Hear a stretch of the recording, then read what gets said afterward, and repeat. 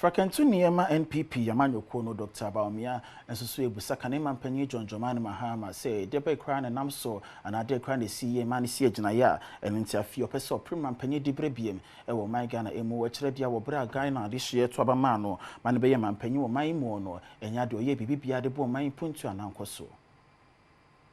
Ghana man penny abedi achire Dr. Bawumia eden ntoba kopie mu ewa adanse na odnani achire mu ewo niwa dubiase adanse asokwa na famena mpeso ani nyina na ewa Asante mantam na emu abra wo bontoa ewo niwa dubiase no Dr. Bawumia achire mu ese na begin wa mentiase waba want me anya ejuma ya to aba eyi free ho MPP aba ejuma ayaye.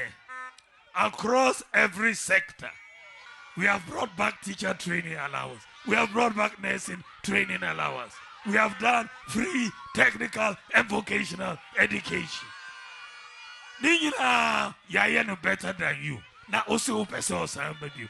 Dear Ben na odeba. And wachi, or to one my one nina and say. Me say, you have the biase ha, muhia astrotef. Me. Minim sanya me adom astrotef no ejuma ye be before I yet to aba ye be for you before I yet to aba choboy mesomati say ni odi biase senior high mohia bas mati say mohia bas mati say mohia bas edi ye be ye bas no ejuma amamo